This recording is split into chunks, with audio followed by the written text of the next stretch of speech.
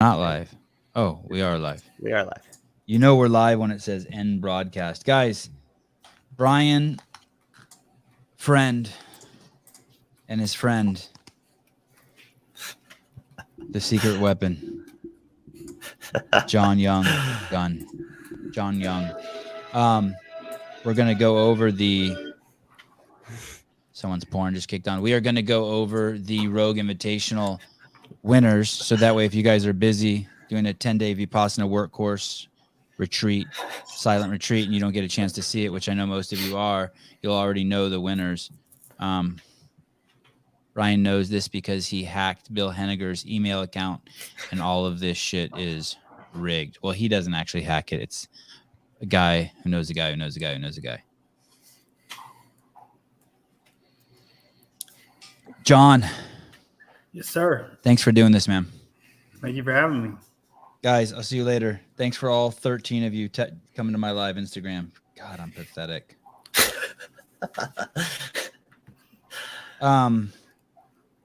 Seriously, it's cool. It's cool that you're doing this. I know it was last minute. Yeah, my list was not as thought out as Brian, so. Has anyone ever said anything negative about? Have you ever been in a YouTube video before, John?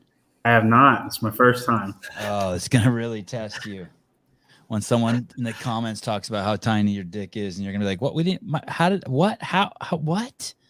We're talking about sports. Why am I getting slammed for my cock and balls?" What are you doing right now? You putting socks on? Yeah, I do every show with socks on. You could see that. My parts all fucked up in my hair. Look at this hat I got. John, do you CrossFit? I do. Are you buff? Are you kind of buff yet? Or how long have you been doing it? About 3 years.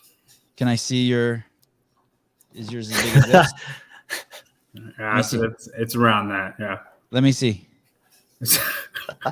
Show me. Just show me. Come on. Oh, yeah. Oh, fuck. You're big. How tall are you? Holy shit. I'm 5'9". Oh, you're one of those guys. 195. Oh, you want to go to the games, don't you? That is a dream. Holy shit. Ryan, where do you find these guys? They find me.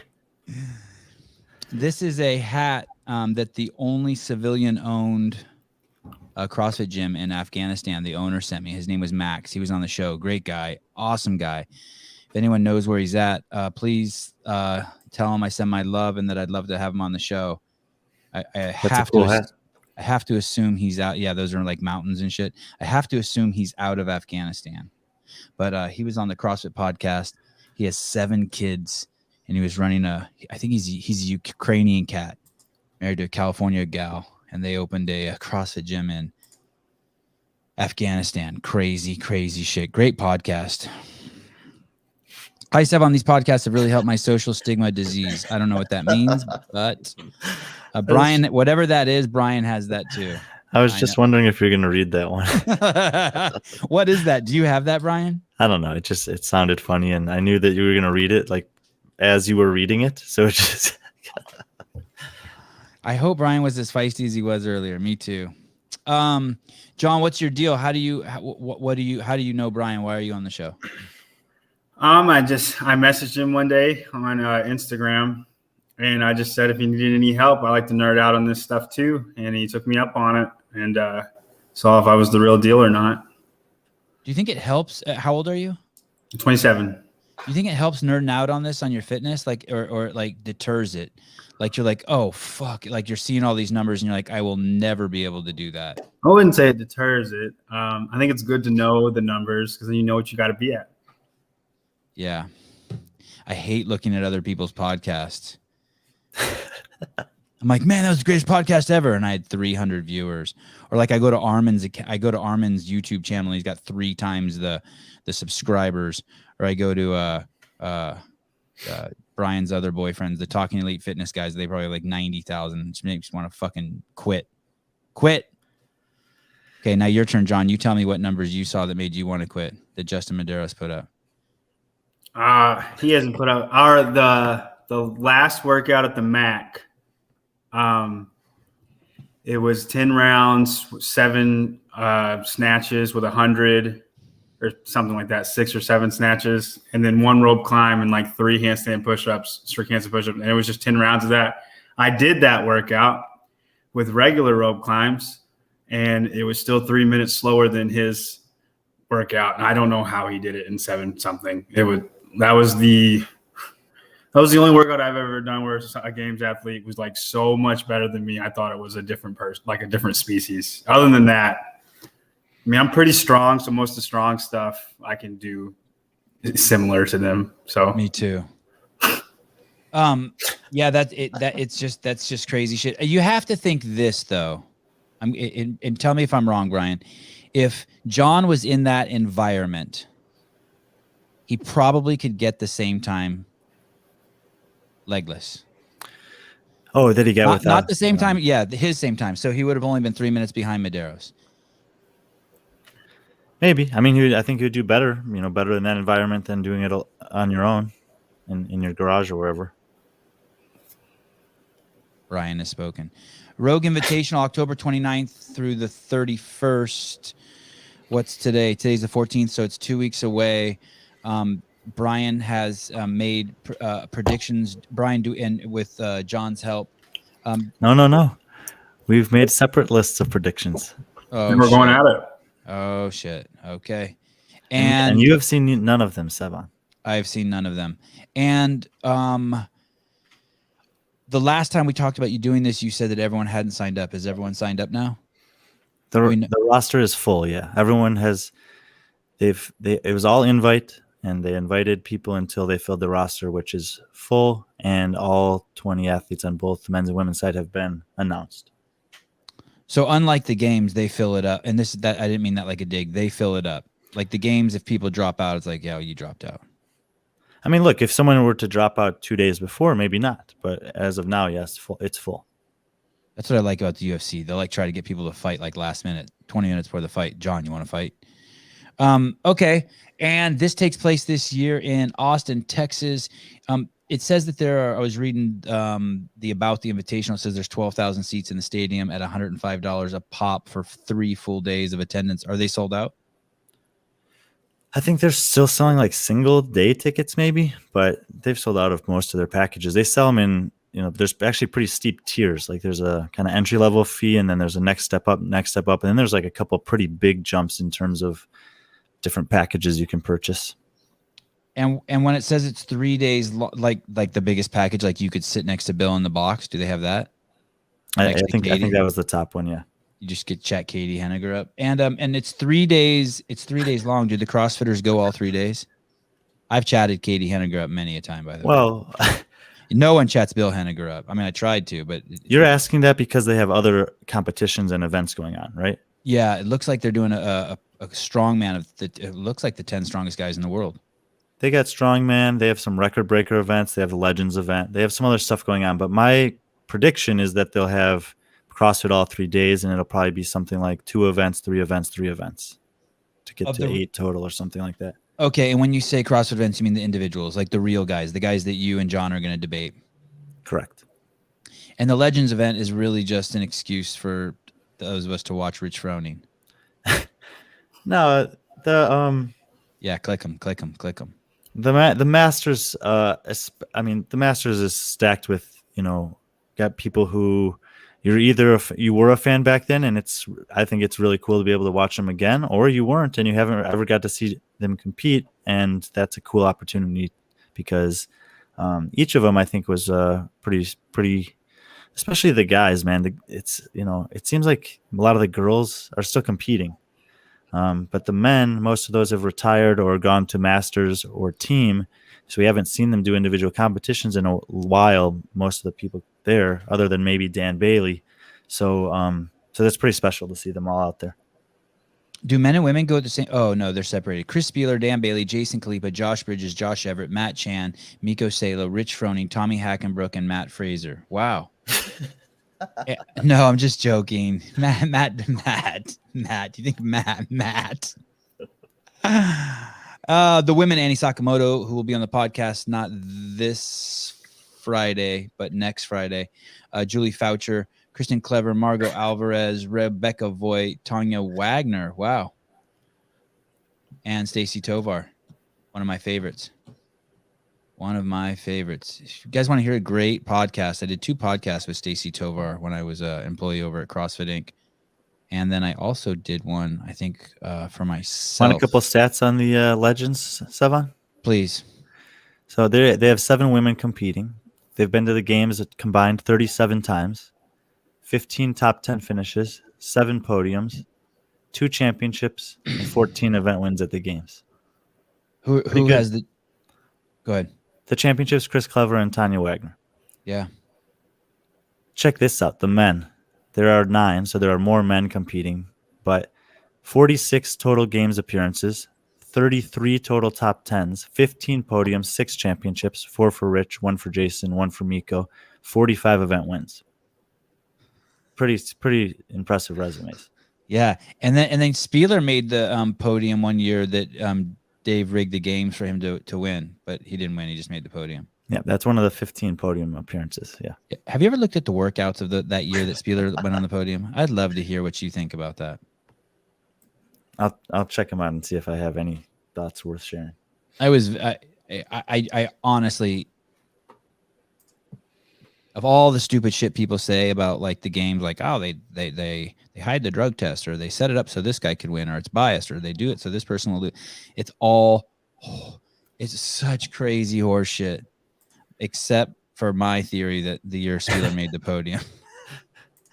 2010. Dave got really, really angry at me for even floating that idea. Well, they did Amanda, muscle up, and some squat snatches, fairly heavy at the time.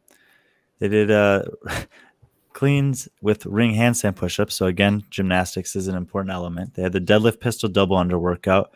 The deadlift was a little hard, but the pistols and double unders were still holding people up at that time. He was very good at both. Yep. Pyramid double Helen, perfect for him. Sandbag move, not so perfect for him. Yep. Shoulder to overhead, not perfect for him. And then at the last 3 workouts were all pretty good for him too. I rest my case. What do you know why Bill started the Rogue Invitational? Do you know what the story is? Is it basically that he just saw CrossFit Inc. crumbling and he's like, fuck, I'm picking this shit up? You like my shirt, Sevan? I fucking love it. We're about to have an animated. By the way, if you want to buy that shirt, there's got to be there's a link somewhere. Buy it. It's so cool. It's a guy sitting under a tree, and then there's grenades as the fruit. And I'm about to get that shit animated because I'm blowing up. Mehmet, my Turkish friend, casual racist. Why did someone called me a casual racist? And I just love that term. It's like.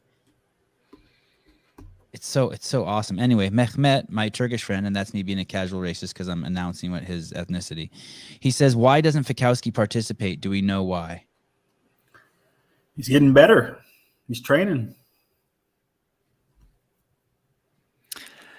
What? So, John, explain that. You're saying that this is a fucking distraction from anyone who really wants to win the games. So you're saying that like these knuckleheads like Chandler Smith, Jason Hopper, Justin Medeiros, Patrick Vellner, this isn't the smart move. I'm going to say he's injured.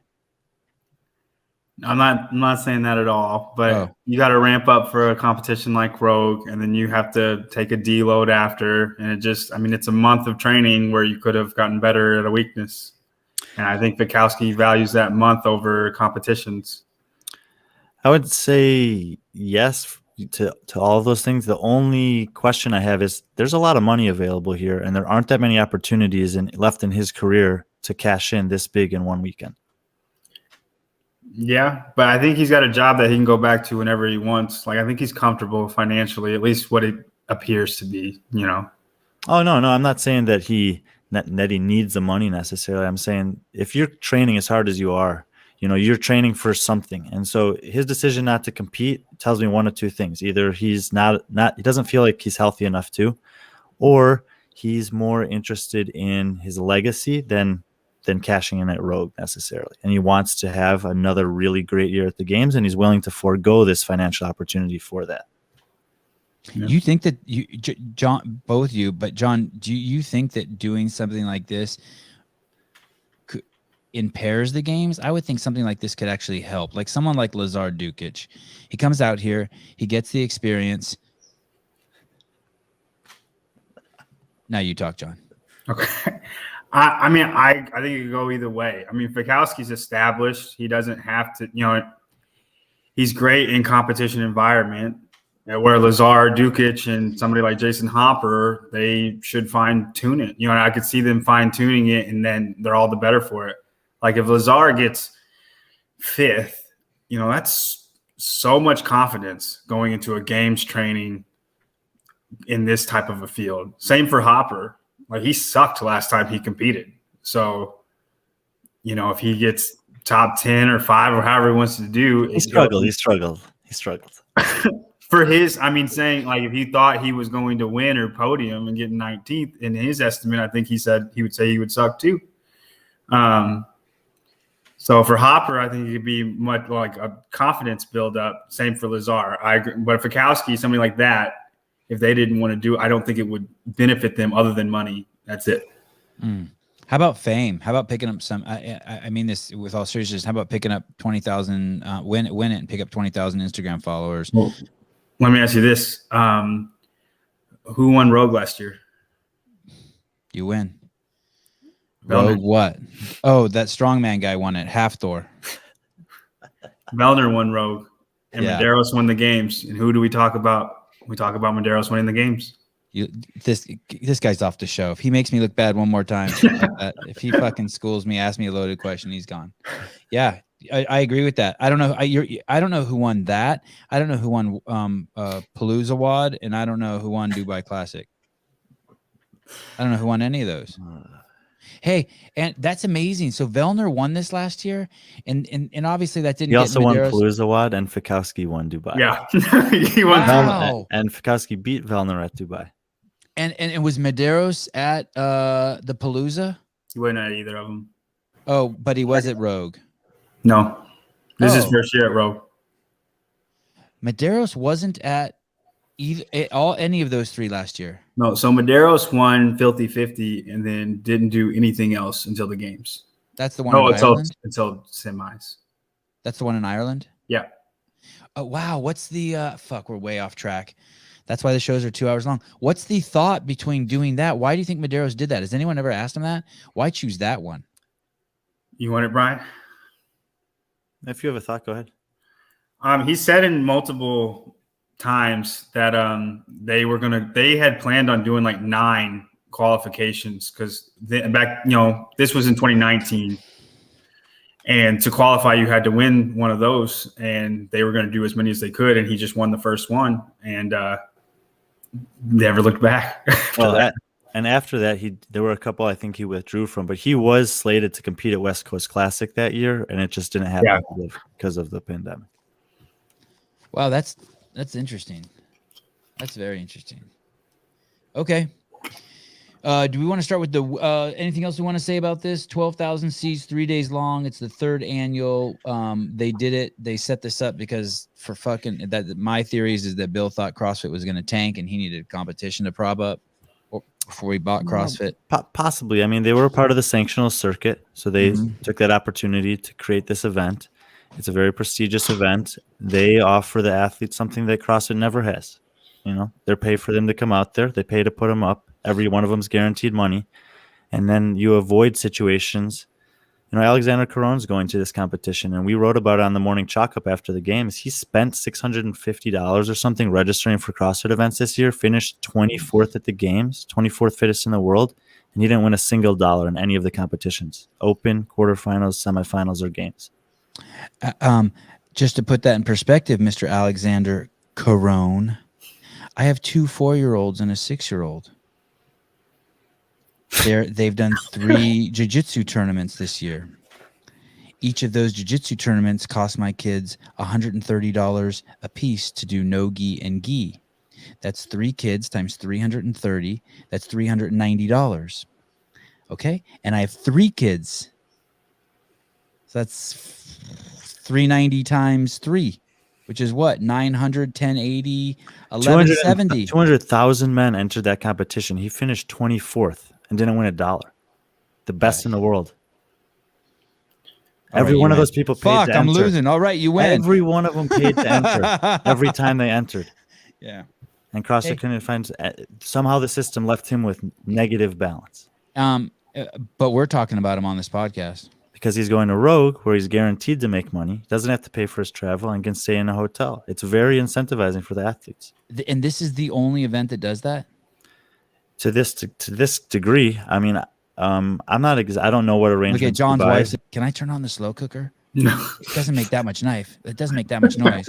This is always like the test for our new guests. Like for the first time a guest is on, it's like the spouse or the girlfriends, and they're like, "The dog has to put. Did you take the dog out? Did you feed the dog?" Very good. They're in the next room. Honey, I'm yeah, I fed the dog.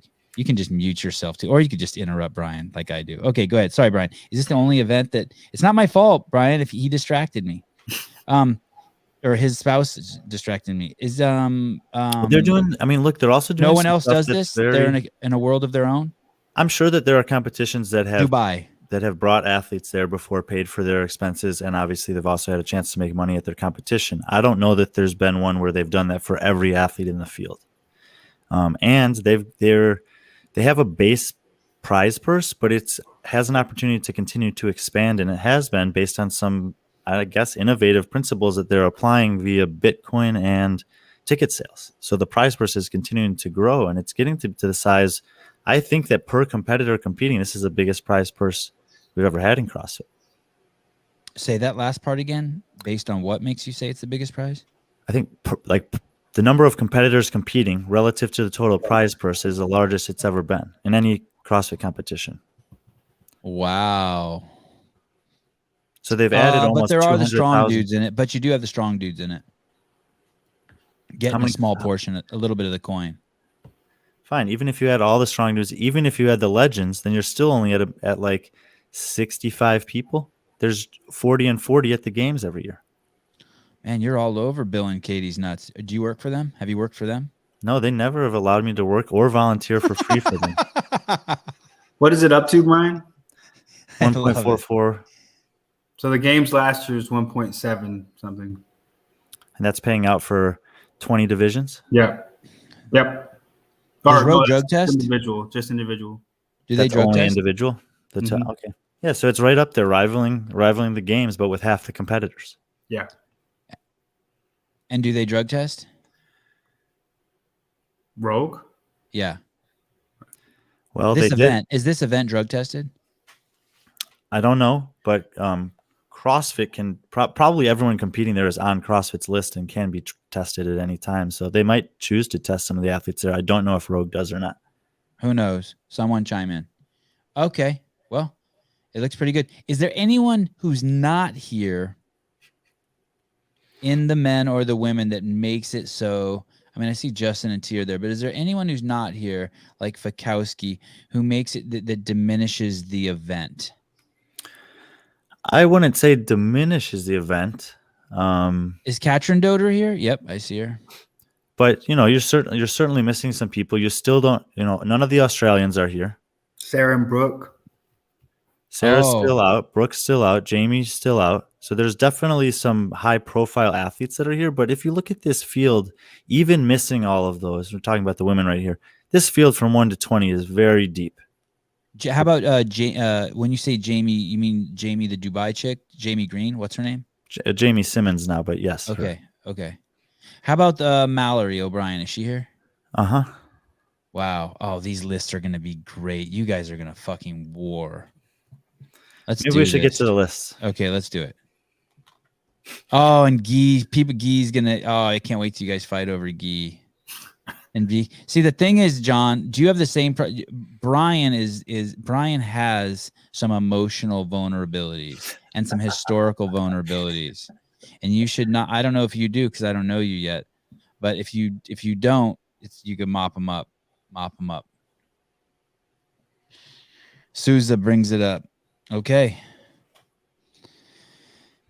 So on the left is my picks, and on the right are John's picks. Is there any way we can make that bigger? No, probably not. Maybe. Whose screen is that? Is that your screen you're sharing, Brian? there. Now, Matt is sharing it. He has access to the same document I do. Souza. So I've made the font a little bigger. Okay, and I can't see number 20. Can you scroll? Matt will scroll down in a sec. Yeah. So there we go. And who the one on the right that has Jacqueline that has 30 Helga Doder at number 19, that's John? Yeah. That's John. Okay, so that's the right. Oh, this is good. Okay. Scroll back down, Matt. Oh, we just busted our nut. Damn. It doesn't matter. Okay. It'll make this. God, we should date easy. Brian. You're a great partner. It does. I just busted my nut. Doesn't matter. Such a good dude. Okay, there we go. Okay. Jacqueline Dahlstrom. You guys do it. I want to hear. Brian, you lead this thing. Yes, I mean, look, this is, like I said, it's a really deep field, 1 through 20. Most of these women were at the games this year. There's only one athlete in the field who wasn't at the games this past season, which was Carrie Pierce, who couldn't compete because she tested positive for COVID. And the rest of them, we have a pretty good sample size of what they can do against each other because we just saw it. However, the Rogue Invitational is not the games. First of all, it's probably about half the events. I can almost guarantee it's going to be 7 or 8 events.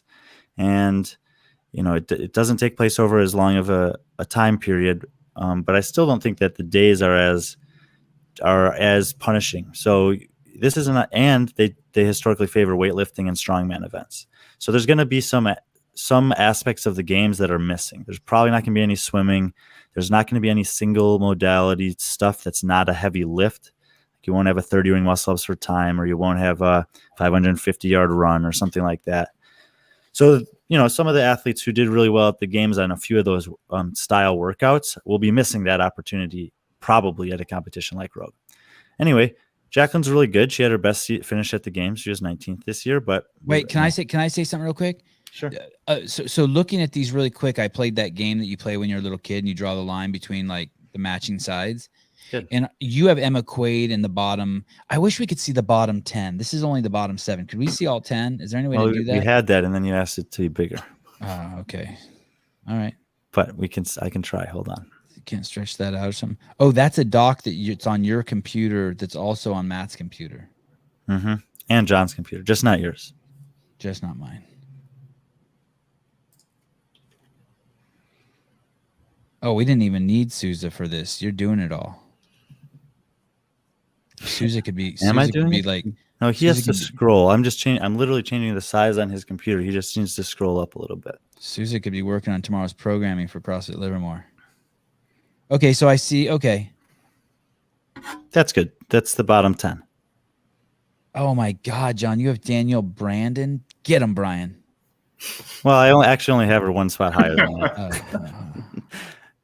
that. And is Emma Rolfe the girl we had on the podcast? Emily Rolfe? I don't think we had Emily Rolfe on the podcast. Who is the girl who came through the last chance qualifier? Emma Tall. She's not competing in this. Okay. She didn't get invited. She probably did get invited because she finished in the top 20, and she must have turned it down. Okay. Okay. Sorry. Go ahead. So you guys are pretty much the same. The same people are in your bottom 10. That's what I just want to establish. Except I see that you have Katrin in your bottom 10, Brian, and he does not.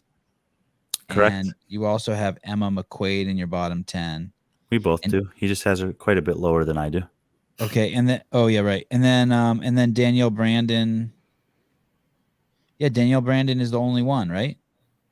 Yeah, it looks like we both have Carolyn Prevost there in 12th, and everything below that is the same people, just in a different order. Okay. So kind of, and it kind of feels like that when you're looking at this list. It feels like there's maybe not there's kind of two groups, and they'll settle themselves out there in the competition, and there'll probably be 1 or 2 surprises, but for the most part, it's kind of feels like there's 3 tiers of athletes on the women's side. There's Tia, there's another 9, and then another 10. Do you agree with that, John? Yeah, I think 20 through 12 can really be in any order, and it just depends on what events come out. Is Ariel Lowen? That's the miracle girl, right? Like the girl who just came to the games to get a Yeah. placard. Now she's Won just the whooping Granite it. Games. And she's a mama too, right? Mm-hmm. Yeah, I she. think I You know like what? her. Though I was telling John this earlier today. You know, it's like it'd be so easy to just put her last because she has very little credentials relative to everyone else in the field, or name recognition, or star power, or anything like that. But she's been so good this year. She won her semifinal. She finished 14th at the games when no one was giving her that chance. I had her in the bottom 5 before the games.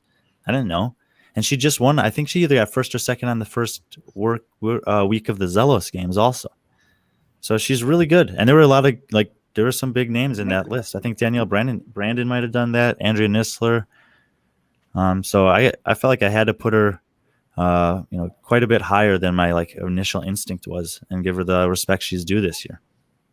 Man, Google's amazing. I typed in Jacqueline Dahlstrom's name, and I couldn't have been close at all, and it found her for me. How old is this girl?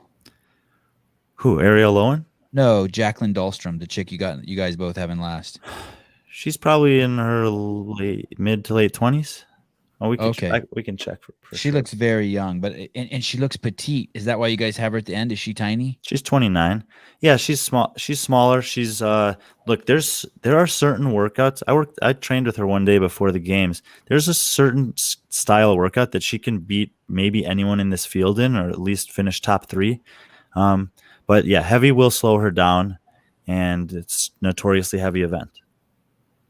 All right. Of these that you have in this bottom 10, which one do you guys think would surprise? Has the best chance of you guys being wrong about? She'll be in the top 10. Yeah, or is it just that obvious? You just start picking it from the top. Maybe Christy Aramo. She kind of did that at the games. Aramo O'Connell. Rogue has been notoriously heavy, and I think that's why we have her so low, because she notoriously does well in endurance events, but she's very strong. It's just the heavy implement stuff that kills her. But just straight up Olympic lifting or a squat or a deadlift, she's very strong. And her range of motion, she's very good, very short range of motion. So she could surprise. That would be my pick. That would be in the top 10 that I didn't have. But the thing for Christy, and I'm sure John recognizes this too, is when you look at the games, late in the competition weekend, they had the max snatch event where she was last, and then they had the yoke carry event where she was second to last. And those are the types of workouts that could show up at Rogue that make me skeptical of putting her too high. Me too. I got her lower than you. I think that and our rankings reflect this here. I think that this competition and style of workout will be very good for Carolyn Prevost relative to how she did at the games. So, and she's obviously close to the top 10 on our rankings here, but if she was a little higher than this, I wouldn't be surprised either. I think she can do really well at this kind of competition. How cool is this software? Can you guys see this? Yes. You can just say someone's name, pull them up in another tab, and just start peeping them, trolling them, scrolling them. This is awesome. I like that for that reason. What you said. Yep. Maybe we can look at the next 5, the 6 through 10. Oh, did I pull your screen down, Matt? Is that where we differ a little bit, Brian? Why we defer or differ? Why not Emma Carey? Why not Emma Carey? That's the young girl, right? Yeah. That's the she's kind of caught in what's her name, Mal O'Brien's shadow, right? Yeah. Why not her? Why can't? Someone like her could have be 3% better than already from when she was at the games, right? 5% better. She's a kid.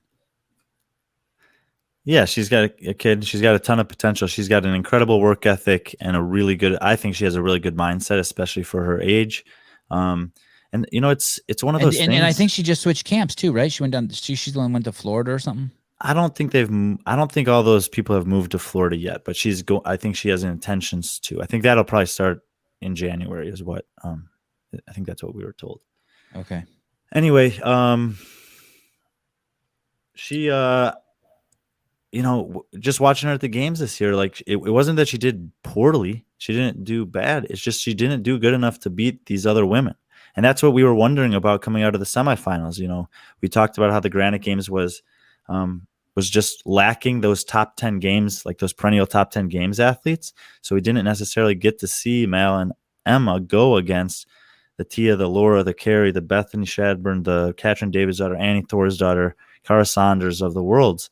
And when we did, Mal was able to hang a little better than Emma. And that's, we just don't have a lot of other information to go off of. All right. Word. That was my bias. I'd like to see her do well. Ariel just won the first event in the Zelos Games by a mile. She won by 30 seconds on a 4-ish minute event. Wow. Teddy Williams. Cool dude. You know who that is? I do. What are the Zelos Games? Oh, Matt, Souza, is that the thing you've been telling me about? Oh, I can't hear you. Yeah, that's the thing. But Jared. Oh, that's an omen, don't you think? Yep. All right. We'll schedule them up. Thank you.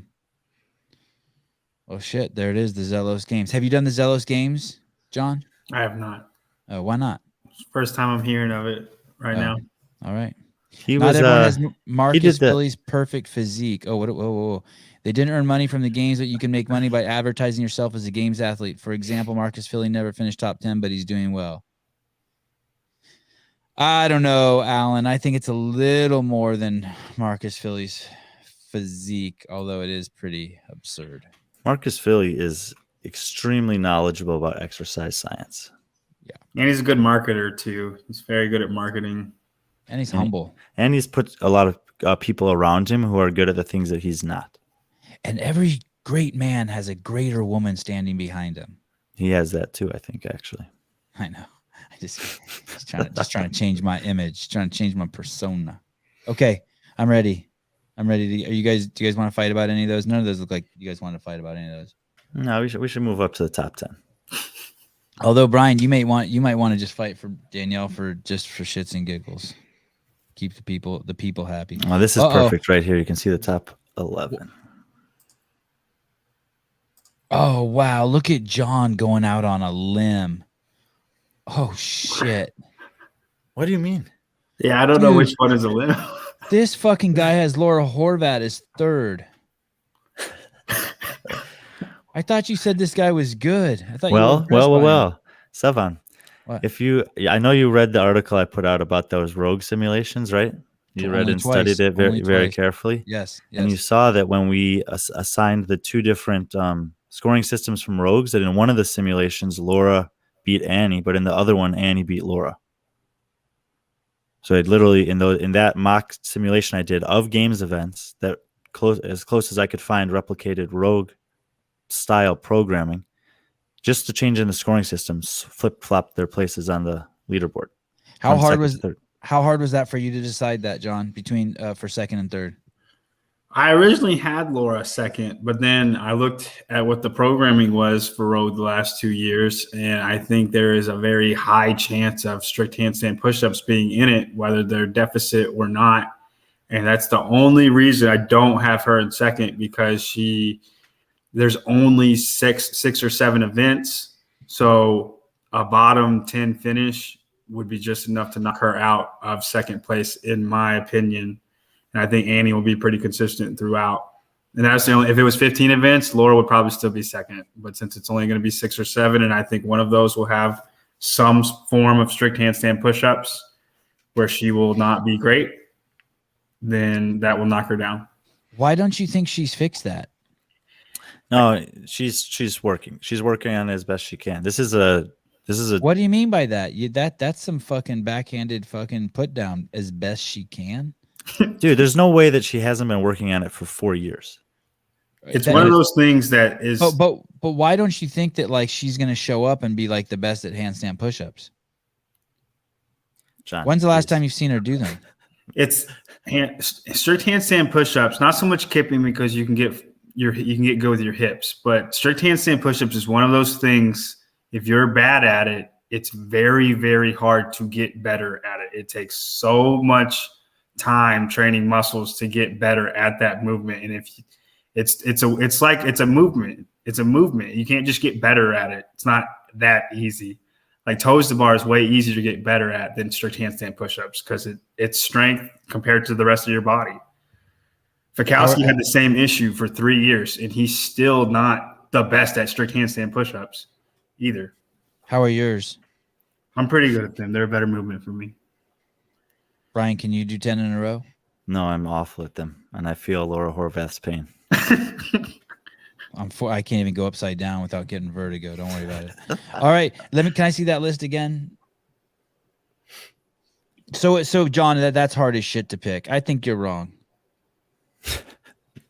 I think that you want to change your mind too. I think that like just now you might think he's wrong, loud, but it's still not going out on a limb to put Annie that high. She's very, very good. I mean, just Laura's so good, man.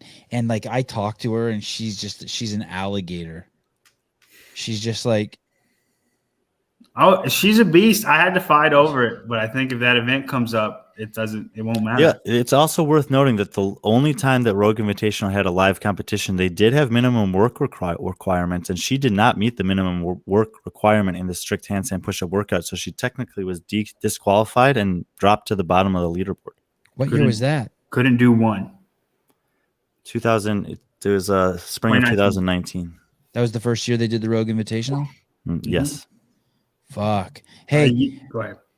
You guys both have Mal O'Brien below Haley Adams. Now, explain that to me, because you guys said that you think Rogue is a strength. You think that there could be a little bit of a strength bias in this programming. Isn't Mal O'Brien? Sorry, I don't know her that well. Miss Mallory O'Brien. Isn't she stronger than Haley Adams? Yes. Explain yourselves, boys. Yes, she is. What the fuck you ever down there?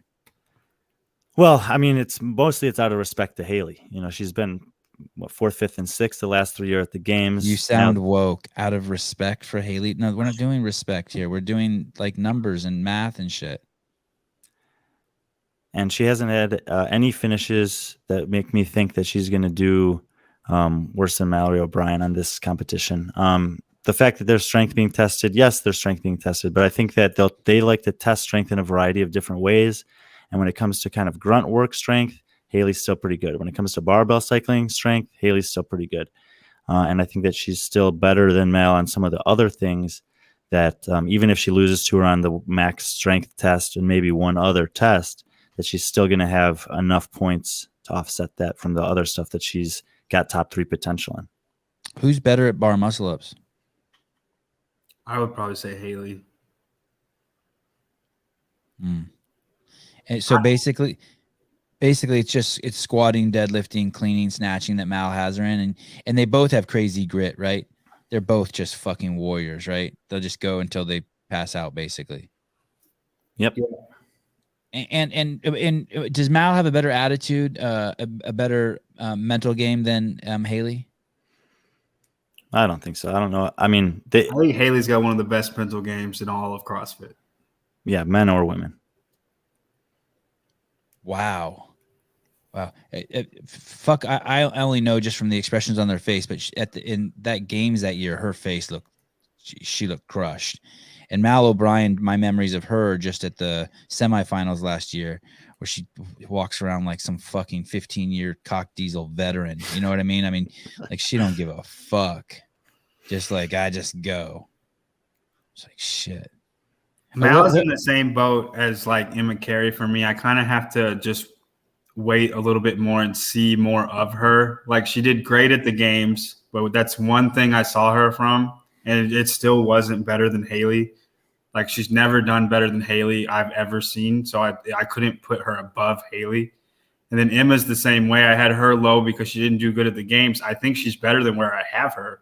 But until I see it, I can't put her higher. John, when you saw Brian put Jason Hopper as number 2 last year in the picks, did you want to throw up? Were you like, no, oh I my had him God, second how the as well. fuck does this guy have a platform to talk on? I thought Jason Hopper was going to be great. I drank the Kool-Aid too. All right. Because just now you said that you need to see more from Mal, and man, I seen enough. But fuck, you guys put fucking your boy Brian puts Hopper at 2. It's almost like you guys hate him. I think Amanda will beat out Haley at Rogue. Is Amanda Barnhart the dark horse here? Like if this shit gets real heavy, like she's gonna just she the. I mean, she could have a potentially have a really bad workout, but she could also have like 4 or 5 that are top 5 finishes for, based on what we can expect to see here. So then that will go a long way. So I think that I would call her, I think she's a lock for the top 10. Who would win in a strict handstand push-up race to 50? Her or Laura Horvath? Amanda Barnhart or Laura Horvath? That's a great pay-per-view event. I had another great pay-per-view event the other day. That's another great one. $5.99 for that though, not $10. Who'd win that? You guys? I think Amanda could do 100 before Laura got 50. Wow. Okay. I don't think if it was just strict handstand push-ups, but if you added any deficit or the parallettes, then Laura would be behind. Amanda's really good at handstand push-ups. Fuck, 100 to 50. She is really good. Oh, I was just assuming just because she was bigger, she wouldn't be. She just looks like she's built like a brick shit house. I know it's weird. She did 50 in like 2:08 in a workout, in the middle of a workout, in the open workout with 50 strict handstand push-ups. It was 2 minutes and 8 seconds, and that's very, very fast. Man, she might be one of the coolest looking humans alive. She's like an avatar. It's crazy. What is she? Is she a foreigner? Is she American? What is she? She's American. No, she's the upper body pulling stuff was where she can get left behind, like the high volume chest to bars in the final games event, or a lot of muscle ups or rope climbs. She'll struggle against this caliber of field. Dude, Souza, you're killing it right now. You are fucking killing it. Okay, let's see the list. Let's see. John, when you look at Brian's list, is there anything, and you can go anywhere in the top in the 20, not just this, where you're just like on a 1 to 10, you just think he shit, where you think he shit the bed, like you're like, dude, come on. Is there anything glaring? I mean, no, we're pretty similar, other than our. I think his Gabby Magawa call is great. I did not have the nerve to put her as high as he did, but I hope she does that well. Because she can be the next great thing, right? Like she's on the ascent, and maybe there's a couple holes she's gonna patch, and it's like, holy shit, she's at the top. She's she's incredible. Obviously, she was 6th at the games this year. She's great. She's very strong. She's her aerobic base is expanding all the time. I think that's paying off for her. She also struggles on very specific upper body pulling stuff. So if a workout comes up with legless rope climbs, the last time we saw her, it was really bad. So we got to see if that's something that she's, improved on. So she does have potentially still a little bit of a hole there, but otherwise she's been doing everything right that I can tell. Nate Mash just joining in on this live feed. Who's the third wheel? Who the fuck knows? Just some dude. He slid in. Alan Kesterbaum, random dude that slid into Brian's DMs. Hey, but truth. you know what? Hashtag in 2018, I was a random dude that slid into yours. Truth, all truth. Now you guys know what we do. We're just sliding around in the DMs. Two things to throw out there before I forget. Is Kristen Holta just a grown-up Christy Aramo? Is that the same person? But how do you have Doter so low? Why can't Katrin? What's happening? Why Katrin's a 2-time champ? Why aren't you guys giving her? Well, John's got her quite a bit higher than I do. Or no? Did he scroll down the list? John, where do you have her? No, I think she's higher on mine. You have her 8th. I have her 11th. You think that what do you think's going on? You think her day has come and gone? The other girls have gotten too good. She's attracted. She's been boning the hockey dude too much and too often. What do you think? Why do you guys have her? I mean, she got the game face, man. Well, Rogue's programming is always generally heavier, and like last year, she didn't do very good. She got like 11th or 12th. Do you know off the top of your head, Brian? 13th. 13th. She got 13th last year. That was on the online format though, and she did get 4th at the Rogue the year before that. The thing is, Katrin had this incredible streak going that kind of is, in my opinion, has come kind of to an end. You know, she was top 5 for however many years at the games. She was winning her regionals. She was winning. Well, she didn't do a lot of sanctionals, to be honest. She started having a couple injury problems. She had to withdraw from Dubai the day of competition one year, and she just didn't have, like, she was, you know, 3rd at semis this year. It wasn't the first that we're used to seeing. She had a bad games, you know, relative to what we've expected from her over the last 6 years. And yeah, she did have a bad performance at Rogue last year. She snuck in on the online to the 2020 games and ended up taking 2nd. But since then, I just haven't seen the same Katrin that we were used to seeing for those 5 years. And she got 10th in the games last year. It's not going in the right direction. Taylor Smith. To see Annie beat Katrin last year made me feel like Katrin is on the decline, not knowing what's going on in the background. You know, but on that same thing, that could be the hope for Katrin too, right? I mean, look at Annie. Crazy. Wow, that's an amazing picture of Katrin with that hat on. That's a cool ass photo. Oh, and that's the dude. That dude was on the CrossFit podcast. That could be the reason right there that her shit's all coming unhinged, unglued. That's the nail in the coffin. Maybe, but you know, it might be one of those things where she is willing to, take a little bit of a decline in her competitive career because that's something she maybe been looking for. Yeah, I don't know. I think I don't know. I think all these dudes do it to win. No one's doing it. I don't know that. I'm making that up. Okay, can I see the list one more Love time? does crazy things to people, though. Yeah, that's true. Throw away. I fell in love and threw all my dreams away. Who has Tia won the Road Classic every year? Oh my god, dude! This is her sanctionals record. First.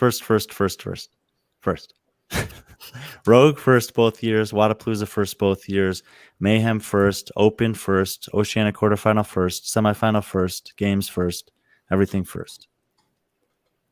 Hey man, something weird's gonna happen with her. She's gonna climb to this mountaintop and it's gonna be just nuts. There's gonna be like, she's gonna transcend like she may be the first one to transcend CrossFit. You know, like Mayweather transcended boxing. I mean, I have to guess like every Olympian, everyone already, like every professional athlete when they meet Tia or Matt are already a little bit like, okay. I mean, Tia's it's nuts. It is absolutely nuts. That's a great picture with that leader jersey on. Does Rogue do the leader jersey? Does Rogue do leader jersey? Huh. I think it's white. How do we watch Rogue? Is that a YouTube thing again? Do we have to pay? No, it's YouTube. There's live feed. Dude, John, this morning we had Jason Hopper on. And I was like, hey, dude, I could come to your house, pick you up. We drive over. Did you see it? Did you watch any of the shows? I haven't seen it yet. I watched most of them, but I haven't seen it yet. Well, so basically, I was like, hey, we should drive. I'll pick you up. We'll drive over to Medeiros' house. You bang on his front door, and I'll be filming. And you say, hey, motherfucker, come out here. And we don't even tell him. And, Medeiros comes out there all fucking ready to wrestle and shit, throws on his singlet. So what you need? And Hopper will be like, tomorrow at 12 noon, we do 3 workouts right here in your fucking ghetto Stockton front yard with your fucking beat up truck fucking broken down in your driveway. And we fucking do 3 workouts, pay-per-view event. And then he looks at the camera and goes, I'll be back here tomorrow. And then I film the shit and like somehow figure out how to stream it live to YouTube. But you got to pay $10 to watch it. Mm-hmm. And they just do 3 workouts. And I think they kill it. I think they make like 20 grand each. I agree with that. Swoo! Great idea. Oh.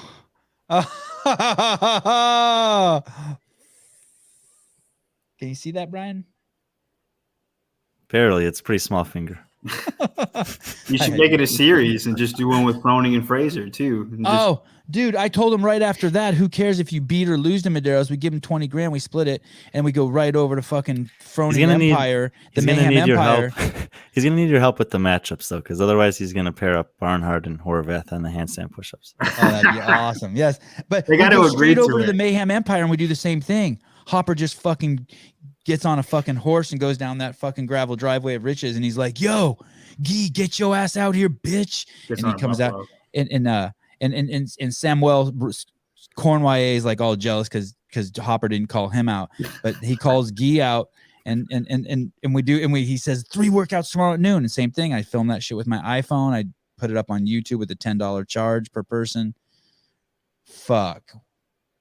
Taking over Rogue and CrossFit. Hopper shows up the next day to find out it's the 3 workouts that Guy won at the games.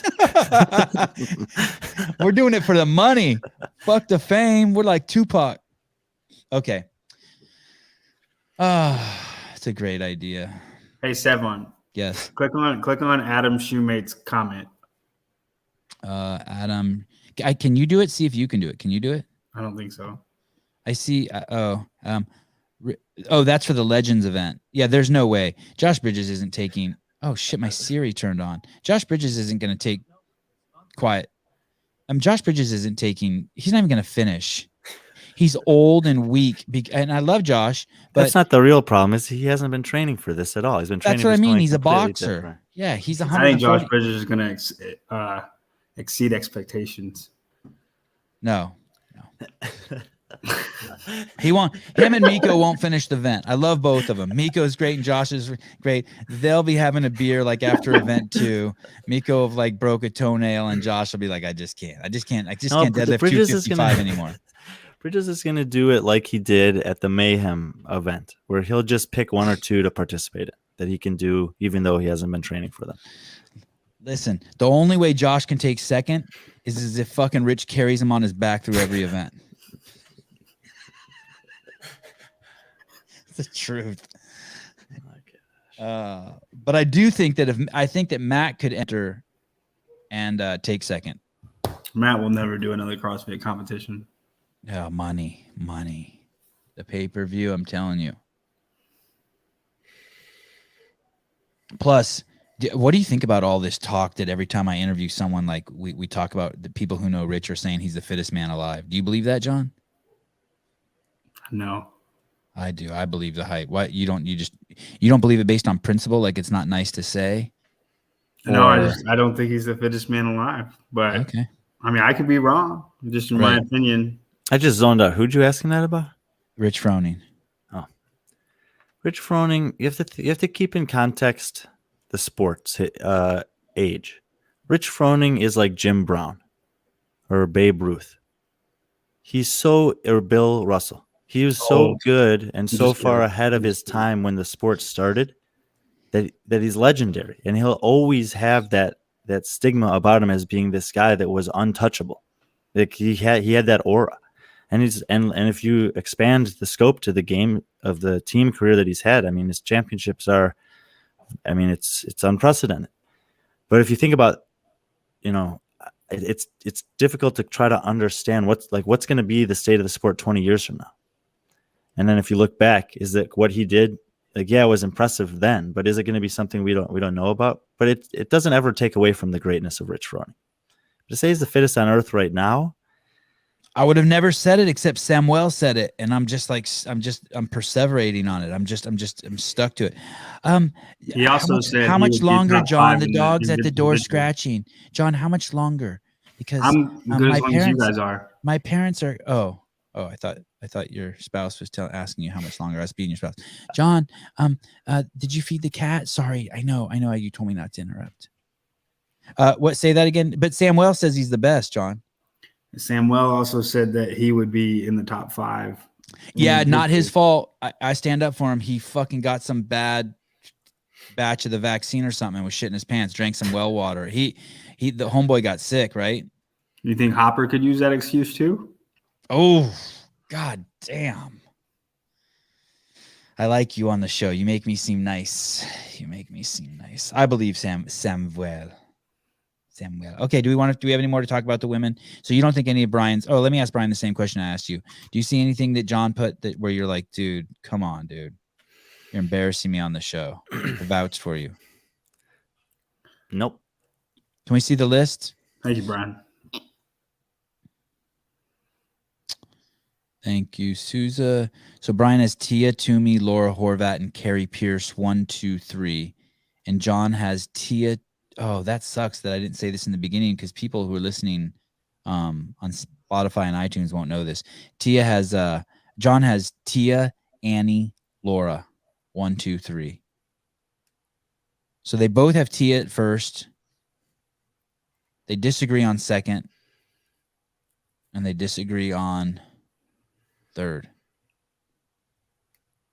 But your top four are the same? No, shit. No, I have Carrie fourth, and he has her third. So we're pretty close there. And I have Laura third, and he has her second. Yeah, I like those. Those all seem safe. If I mean, what do I know? I think Mallory O'Brien's going to do better than what you guys have her.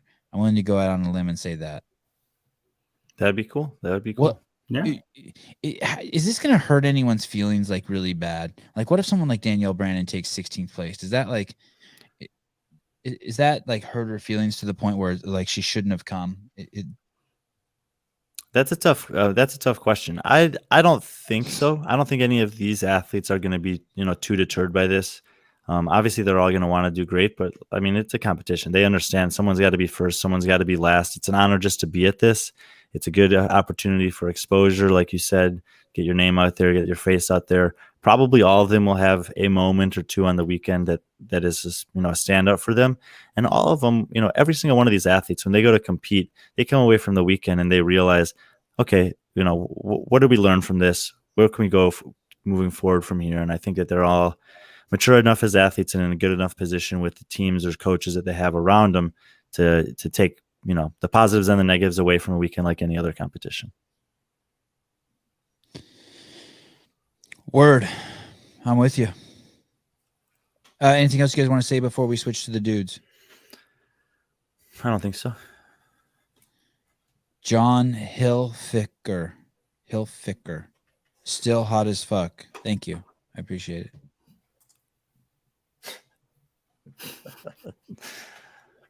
Souza, can we get the dudes? Yes, Sevan, we can get the dudes. I know you like the dudes. I'm bringing up the dudes right now. John, how close are you? How old are you, John? You said 29? Dude's alive. 27? Yep. Do you feel your clock ticking? Are you like, fuck, I want to go, I want to get better, but I started too old, or like that you're too old? No, I think I got about 5 years. And then if I'm not there yet, it probably ain't going to happen. Yeah, that's for sure. But I mean, don't you have to do it like soon? I don't think so. I mean, my ultimate goal is just to reach my peak potential, wherever that is. Like, yes, I want to make the games, but if I stop getting fitter, then I'm not good enough. Right. And how long have you been doing CrossFit? 3 years. Oh, I was a little late to the party. yeah. So you started at 24. I started at 34. How old were you when you started, Brian? 25. I cleaned, I think 175 one time, 10 times in a row. Nice. Yeah, thanks. That's probably like 155 pounds. That's like probably my greatest feat of strength. That really pissed Brian off because Brian could beat me in everything, but I chose that because I bet you he can't do that. I mean, he will be able to before he dies, but 10 touch and go cleans at 175. yeah. Let's find out. Have you ever done that? I don't know if I've ever tried. Oh, I was fucking sweaty as shit and ready to go. What did you clean and jerk, Brian, at the Waterpalooza qualifier? I did 205 for all 5 lifts. Wow. but my lifetime best is only 210. I was gonna say I think my lifetime PR for a clean and jerk is 205. And I'm very good at moving high Might be lying. percentages of my 1 rep max. I just don't have high 1 rep maxes. Yeah, me too. I'm the opposite.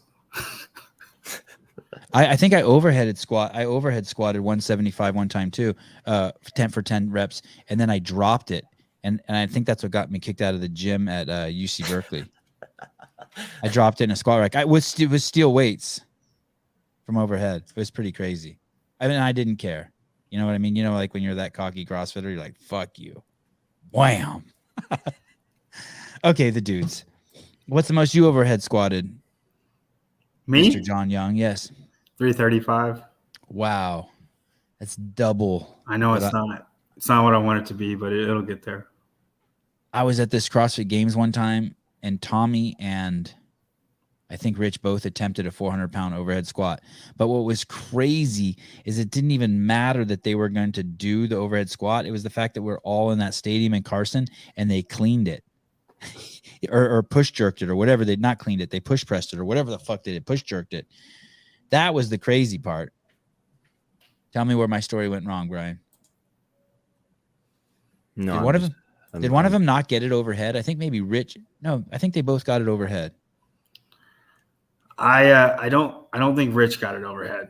But Tommy did. I think Tommy and was it Tommy or was it Fraser? Fraser wasn't around back then. This one I'm thinking. At least I don't remember him being there. If it was just 2014 games. He was there. He was. Well, I don't think he put. I think only two dudes tried to put 400 over their head. Rich and Tommy.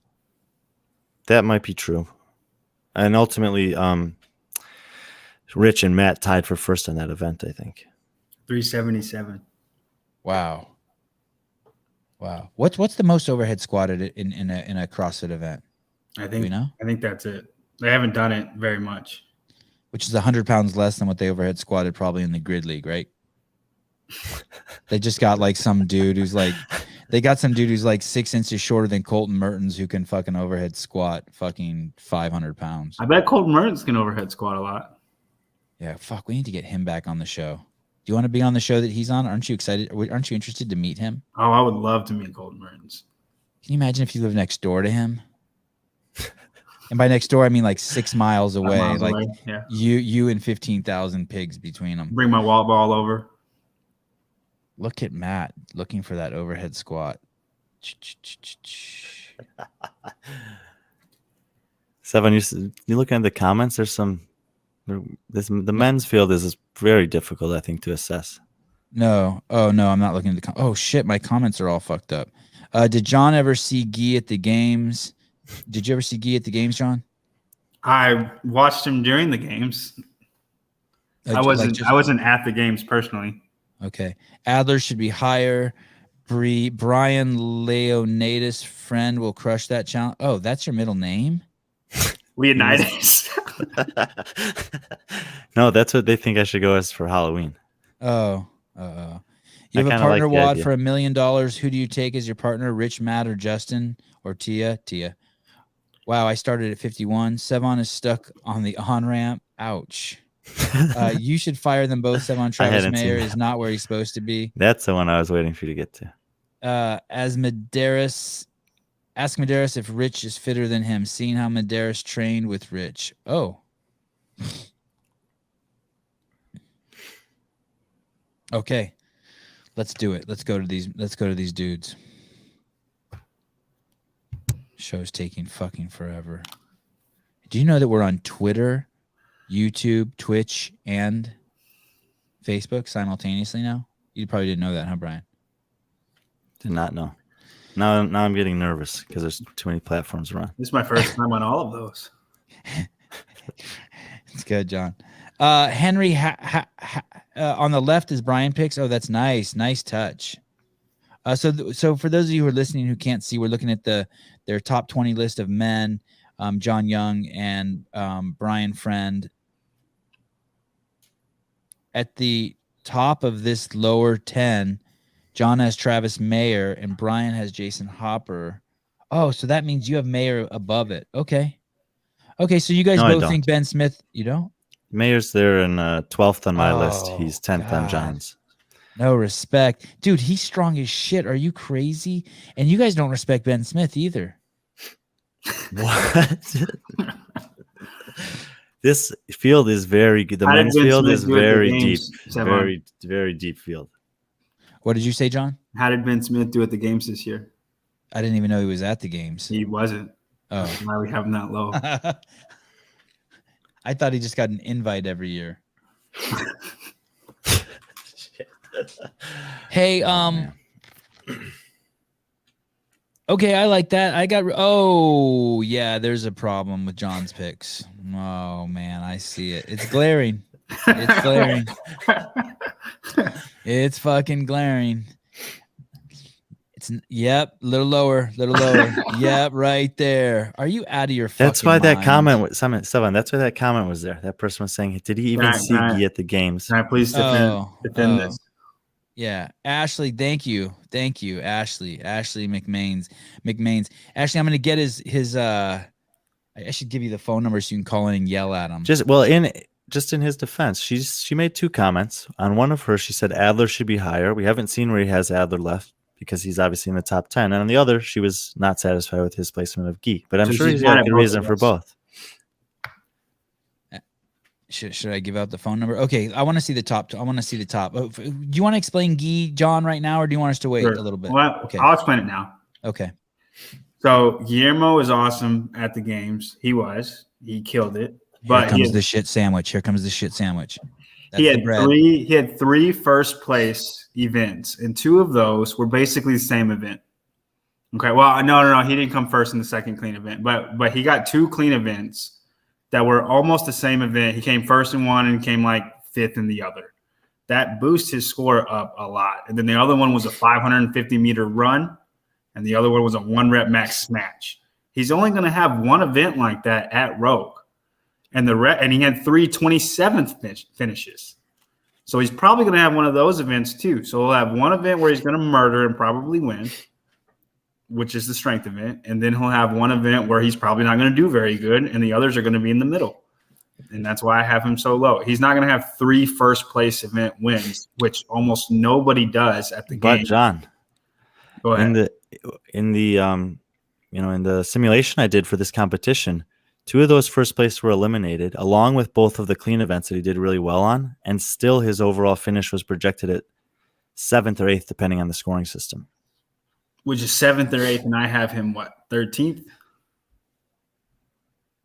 Yes, so 13th, 14th, whatever you have, 14th. Look at this. This guy's just fronting on you.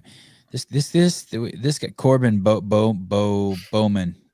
Guy is fit. I see him every day at Mayhem. He is very fit. That's why that guy's just telling us he works out at Mayhem. Okay, you're cool. I know. I want to call you a name, but it is cool. You win. But we've only seen him. That guy drives a Camaro too. And that we've only seen him what? Say that again. We've only seen him at one big competition that he's done really well at, and that was the games this last year. And he hasn't done it at another competition. It's only been one time. It's kind of like Mal O'Brien. I just have to see more before I can put him higher than where I did. And I just don't think he'll get as lucky with the events that he did at the games. Man, you kind of convinced me. I mean, the thing is his snatch is so beautiful. It's like when you have a beautiful snatch, it's like everything else doesn't matter. I mean, I never even seen a snatch like that. Like if you even watch the Olympics, you don't see a snatch like that. You know, the other thing that it's a miracle. It's a miracle snatch. The other thing I'm starting to wonder about Guy is if maybe he just has that thing that you can't teach or acquire that's just like showing up on game day, like thriving under the pressure in the moment. Maybe he's just good on the spotlight. That's, because he looked really confident, comfortable, and performed well. The only time we did see him there, I mean, and look, he has been to the games before as a teen, and he's competed in some things. He was first at Wadapalooza in the RX division last year, which, yes, it's the RX division, but it's pretty tough to qualify for that via the online competition. And the competition in the RX field is still pretty good there.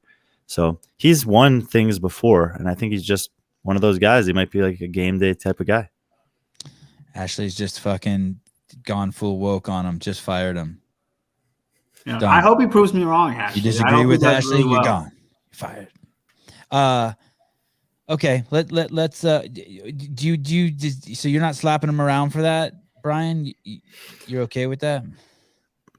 this field is really difficult, and I think that guys like Guillermo Mayeros have a huge range of potential finishes, like 5th to 15th. What's up with Samuel Quant? Is he back? Is he injured? Did he? I mean, for some reason I thought he had like a serious ailment, like his core temp was fucked up or something. You go, John. He had some respiratory thing that he has dealt with his whole life, but he.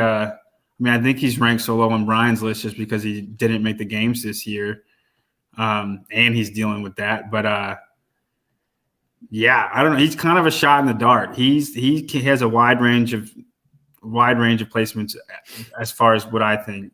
What about you, Brian? I think I just saw Sousa nod off. No, I mean, look, you guys can't see Sousa, but we can. We have a little screen that shows him.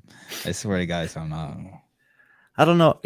I don't know what to think about Samuel Quant. He's obviously, very fit guy that has a potential to be competitive with all of these men. But what happened to him at the Mid-Atlantic is like, that's the type of thing that, it's a major red flag. And then they come up with this information that's, it's unusual. And sometimes stuff like this derails an entire career. And sometimes you figure it out and you're able to get back to where you once were. But I don't know what to expect from Samuel Quant. I think that he's probably the hardest person in the men or women's field to really say anything meaningful about, because we don't know what his health is like.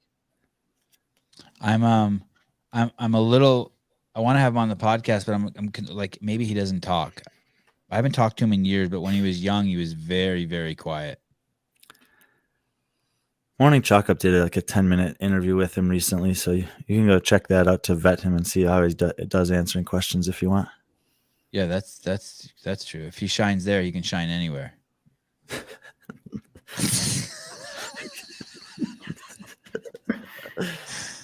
Okay. Top 10, please. I'm on fire today. I don't know what happened this morning. I woke up good. You're not gonna get it, Brian, for Travis Mayer? I will. Give me a second. I will. Because the thing is Travis is so strong and he has so much experience. But I want to see who some of these. Yeah, he has Cole Sager above Travis Mayer. Thank you. Fucking that's what I said. Lunacy. Is it, dude? Cole Sager doesn't even hardly CrossFit, I don't think, anymore. Well, how did he do at the games? He didn't do as well as he's done in the past. Do you think he finished 14th? But I think he showed up for one event.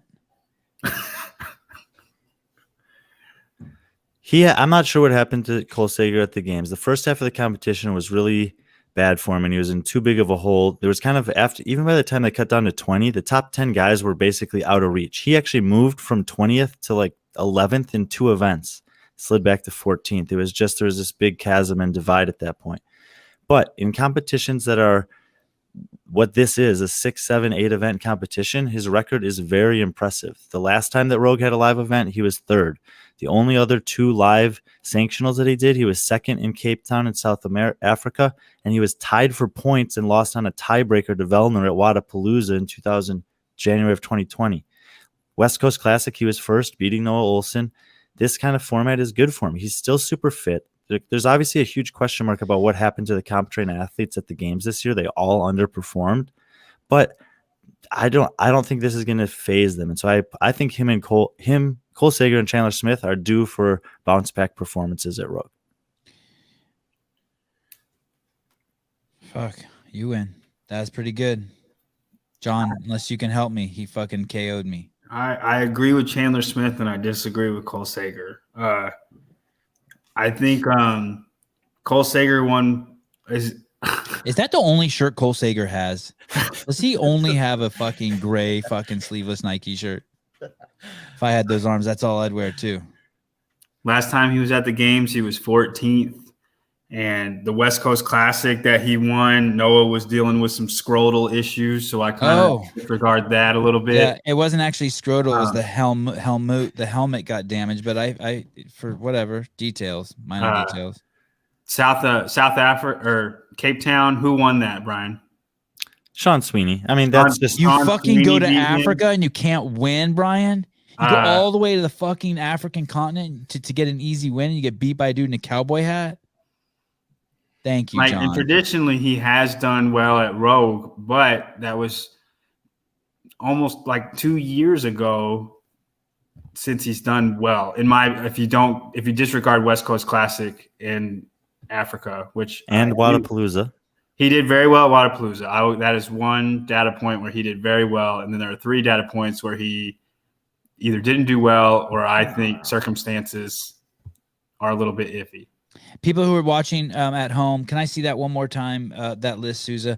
People who are watching at home, they both agree that Patrick Vellner is going to win the Rogue Invitational. That's the spoiler alert. Then in second place, Brian has Justin Medeiros, and John has BKG. And then in third place, Brian has BKG, and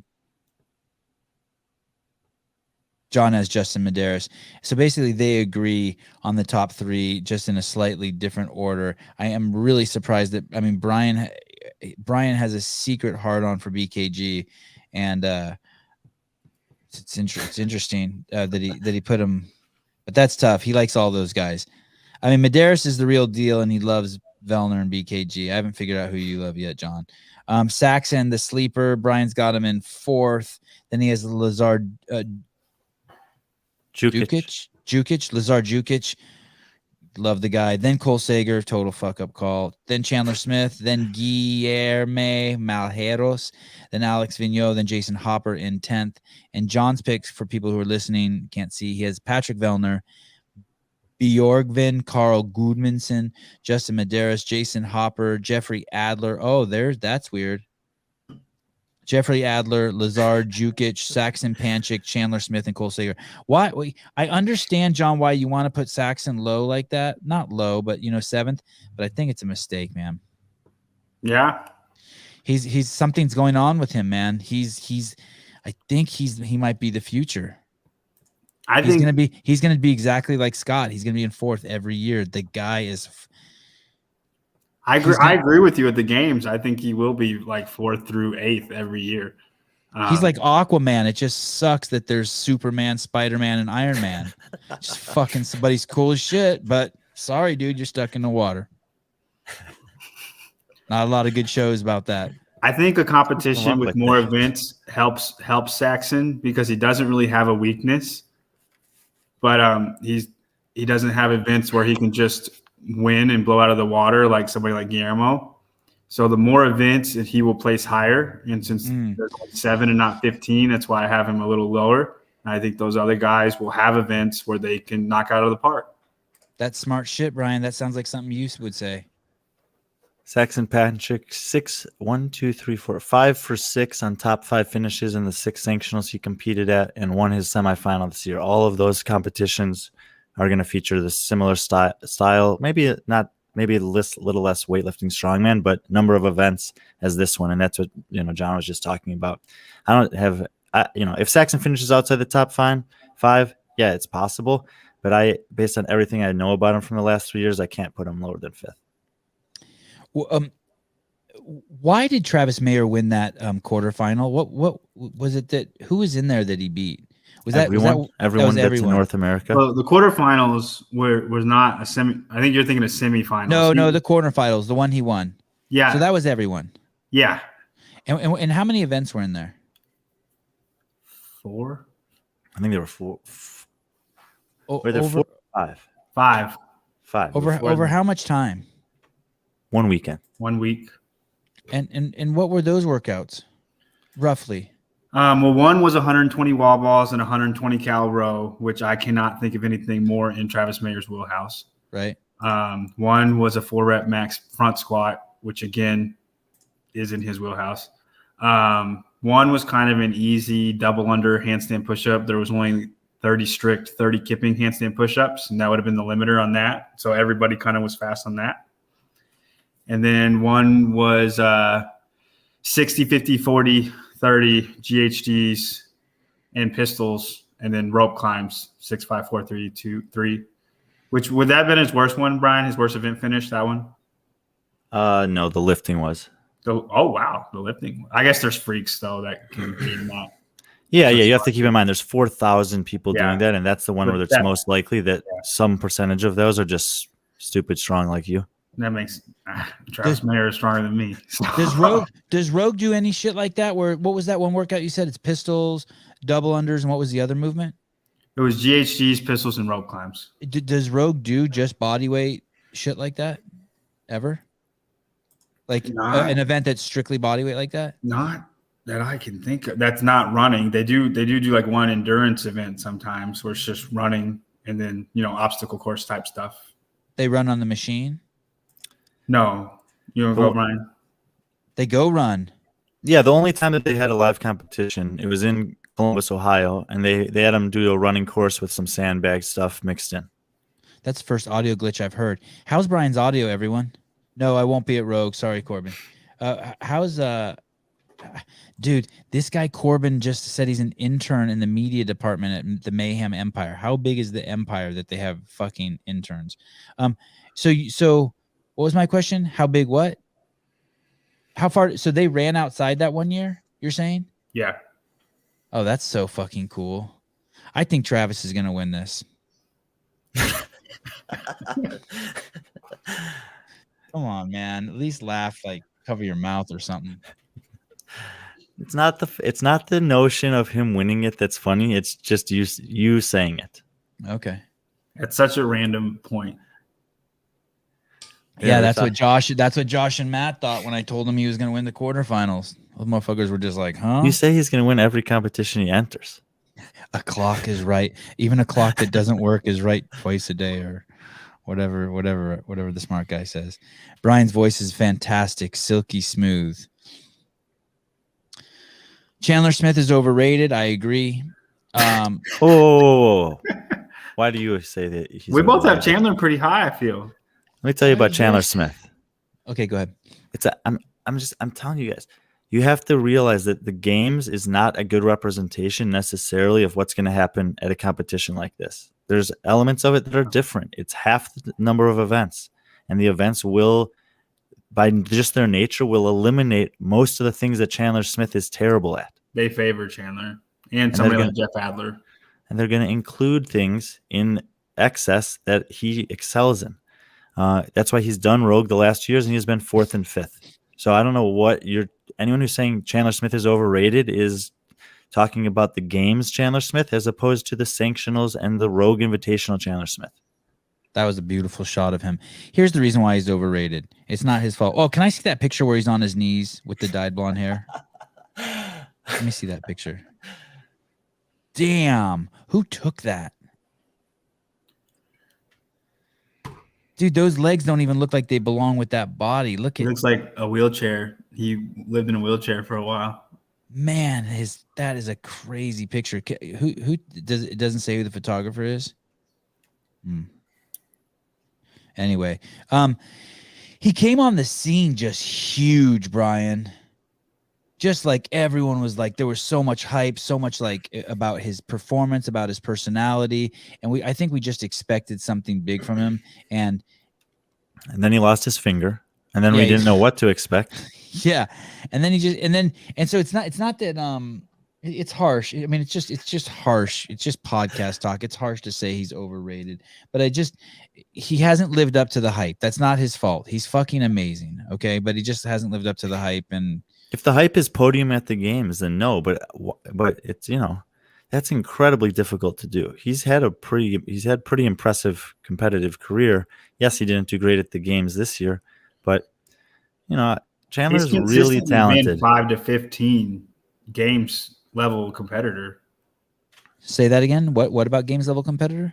I said he's consistently been between 5 to 15 games level competitor, and I mean, if you thought he was going to be top 5, then he's overrated. But if not, I feel like he's a good athlete.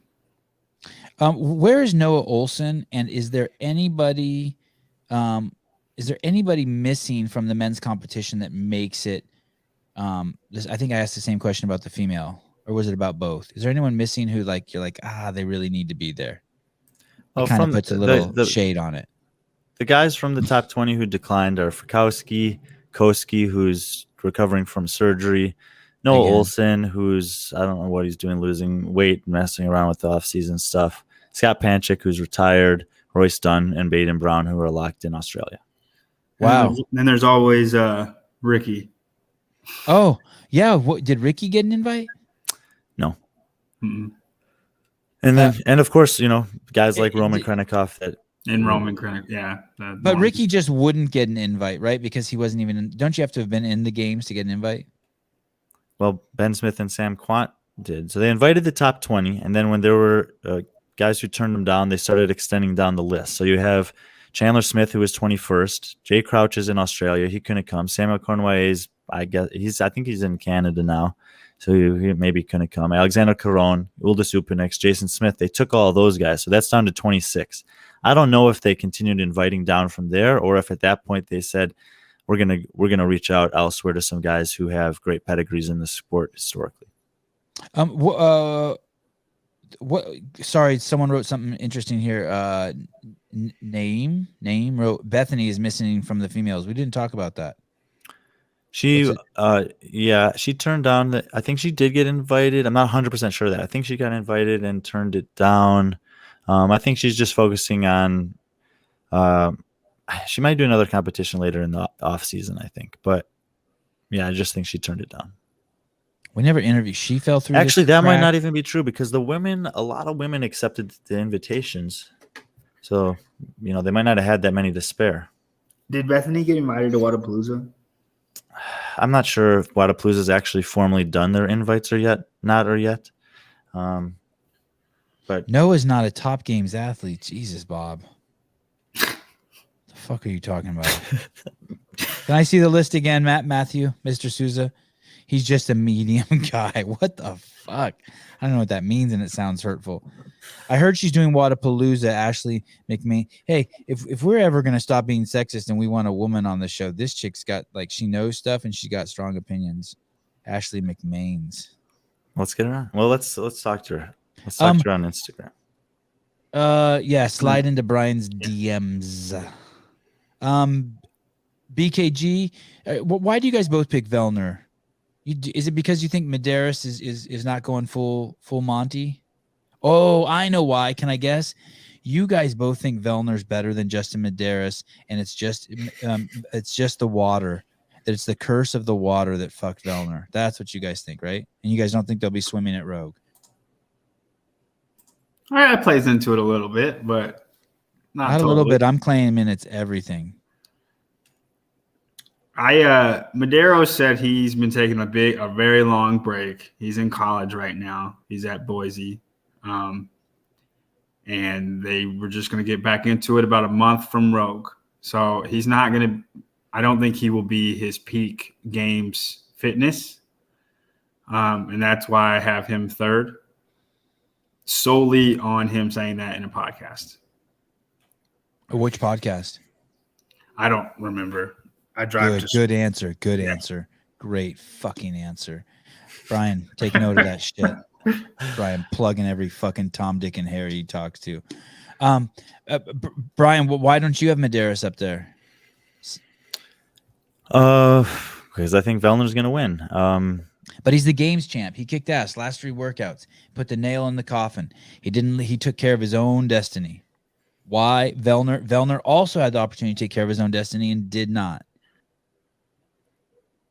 Okay, well, Justin Medeiros had an incredible games. He earned the victory at the games. He was the fittest guy that weekend, without a doubt. And yes, when it mattered the most, he stepped up to the plate and delivered that he needed to. It's the same thing that I'm assessing a different kind of competition here than the games. And just like some of these other people we've talked about, the things that are missing favor Vellner. And his record in competitions like this is unprecedented. He's second at Rogue to Fraser, then he wins Wadapalooza. Then he's first at Rogue, then he's first at Wadapalooza, then he's second at Dubai to Fikowski. First in the semifinals in the Atlas Games, and second at the Games. And that's the relevant recent results for him. Looking at this, it's really difficult to know for sure what's going on with the athletes in the off season, but I think that there's, whatever Vellner would say or not say, I think that there's a piece of him that feels like he could have beaten Medeiros this past summer at the games if things had gone a little bit differently. And, it might be equally as important to Justin to defend his title. But I think that Pat's got a little bit of a chip on his shoulder, and this kind of competition suits him even a little bit better than the games does. So, and when I did these simulations backwards. Like I had no idea how they were going to work. And in both formats, both scoring formats, Vellner came out on top. Was that hard? What was harder? What was harder? Can I see that list again? John, what was harder deciding between Annie and Laura, or for second and third, or and you would put Annie, right? That was the problem. You put Annie second and Laura third. And then how about these? How hard were these? Patrick Vellner, BKG, Justin Medeiros. I didn't have much thought when I put those three. I didn't think Justin was going to be his peak game self. I think BKG's been training like BKG always does. I think he'll be, just typical BKG. And I like Brian. I just think Vellner will be fitter. Now, if Medeiros was training full, it would be hard to pick between him and Vellner. I'd have them neck and neck. Who's stronger, Patrick Vellner or Justin Medeiros? Depends on the lift. No, I think it's Vellner. Maybe it depends on the lift. Yeah, Medeiros can squat more. But I think that deadlift, snatch, clean and jerk, I'd take Vellner. Clean and jerk, I would take Medeiros. Really? Okay. Hopefully they program that. I would bet $100. Anything squatting, Medeiros, deadlift and snatch, Vellner, strict press, Vellner. It's interesting to know. I mean, it's interesting that Brian has Hopper so low. Hopper did so. Let me explain Hopper. Yeah, you want to talk about that one, Brian? So when I was doing these, I put the top three men, and then I just put Hopper in 10th because I have no idea what to expect from him. So I just put him in the middle. I'm serious. I don't know. I have no idea. That's how he got second place last year. What? In the rankings. That's how he took second place last year. I don't know shit about him. I'm putting him in number 2. No, I did know something about him. I knew that I watched his semifinal performances over and over again, and it was unbelievable how confident and dominant and well and poised and executed he was on those workouts. And John will tell you the same thing. You can't watch that and disagree with that. But it's a good lesson for me. It was one event. It might have just been the perfect storm of workouts for him. Maybe there were things he wasn't good at, but he had to do them in low quantity, and he had time to rest and recover and repeat. And then at the games, it was like the total opposite, and everything that he's worst at got exposed to the maximum, including his ability to execute workouts, attack workouts, plan for workouts, and recover from poor performances. So we've seen the good and we've seen the bad. And I mean, I literally couldn't justify putting him anywhere than just right in the middle. You have him winning $5,775. And your boy John has him winning 7 times as much, $35,000. And I have him one spot below Medeiros just to stoke that rivalry a little bit more that I know we're trying to start. Oh. Because Vellner's going to fade away. Fikowski's going to fade away. But those guys are young. They're very similar in age, along with Saxon, Lazar, Guy. They're going to be there for years to come if they want to be. Sam Quant's still young, too.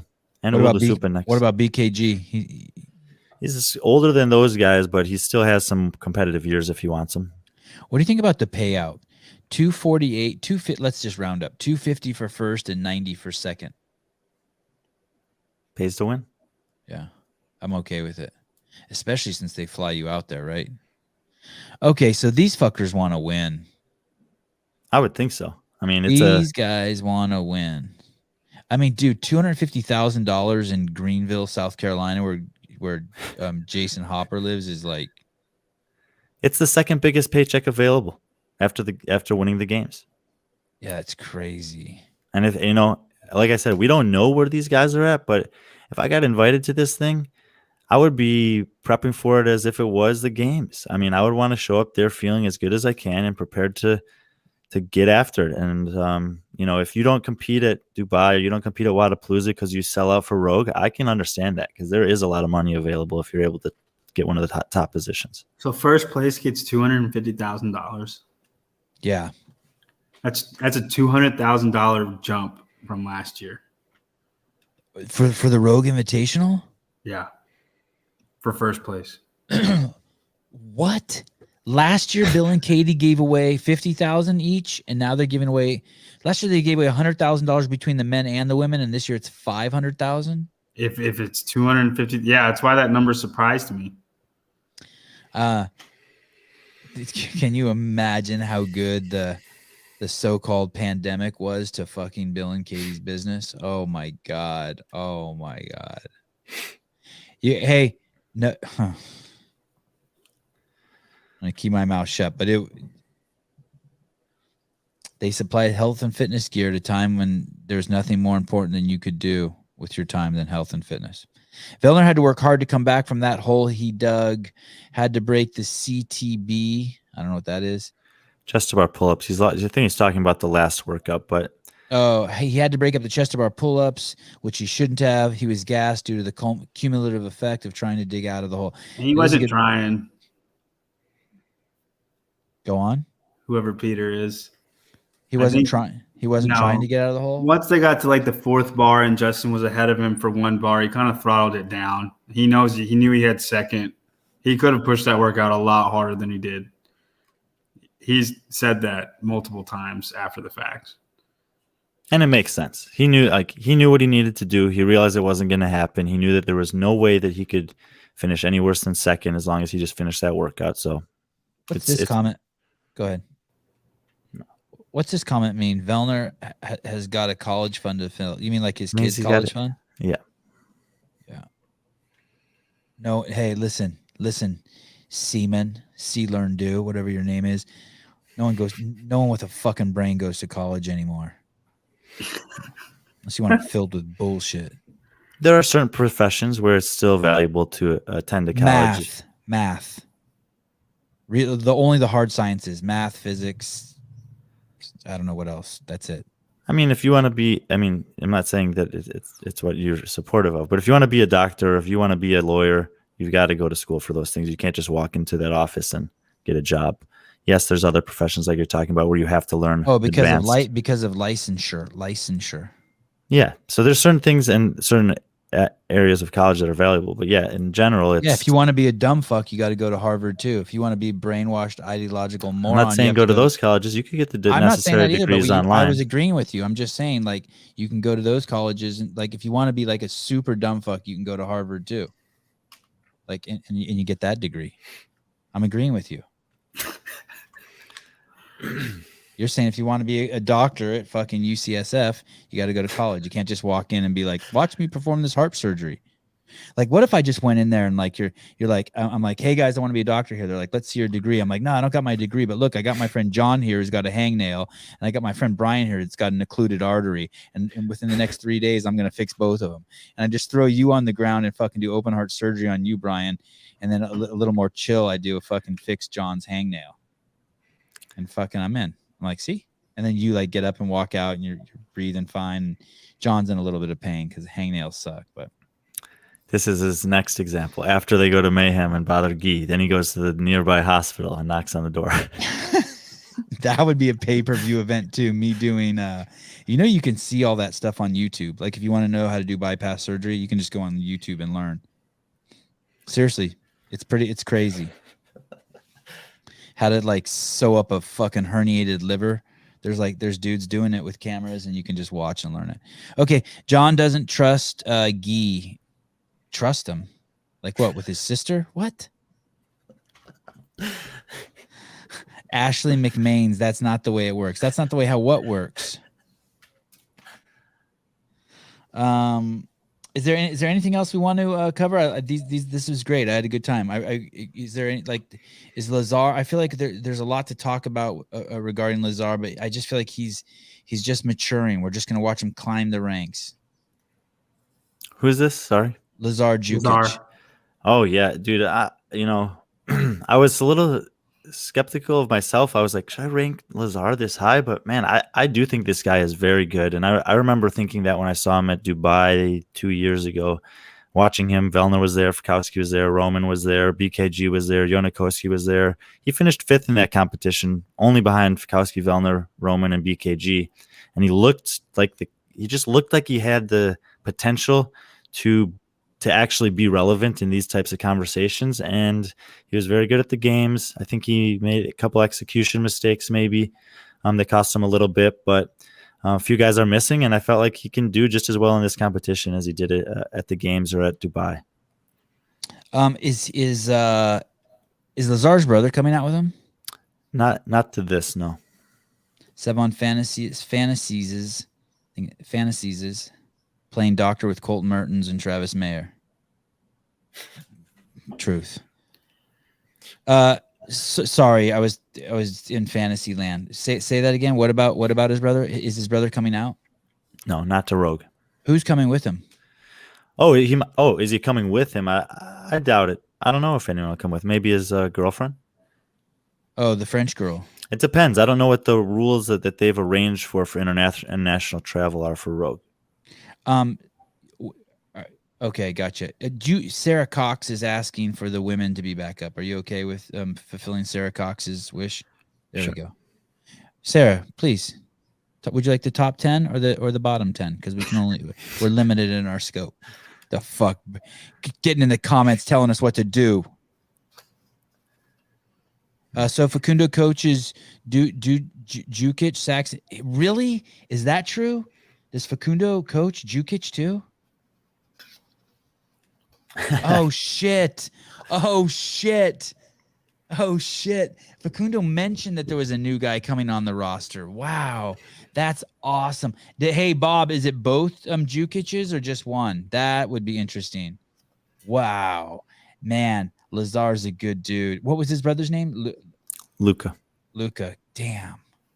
Facundo's cleaning house, and Facundo's over there. Like, isn't he like in the Europe? Well, he lives in Brussels. Yeah, but he comes to Mayhem once a month. Did you listen to that podcast I did with him, Brian? I still haven't. Don't feel like you have to. That's not I was just wondering. I judge you. I'll talk shit about you to my wife, but even though you both told me that you had fun talking about me and making fun of me. Yeah, it was good.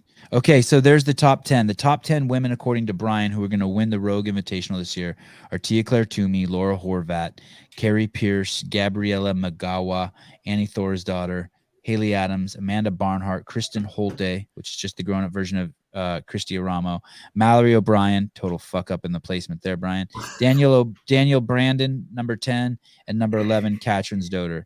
And if Katrin Doder does finish that low on the list, it's the nail in the coffin. Just fucking get pregnant.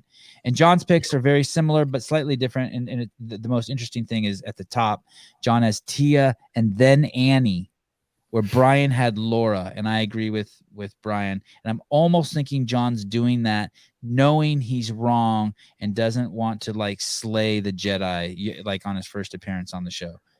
And then he goes Laura Horvat, Carrie Pierce, Haley Adams, Gabriella Magawa, Kristen Holta, the grown-up Christy Aramo, Katrin Davids-Doder, Amanda Barnhart, Mallory O'Brien, Daniel Brandon. Hey, imagine the psychological implications of every person on that list that Mallory O'Brien beats this week.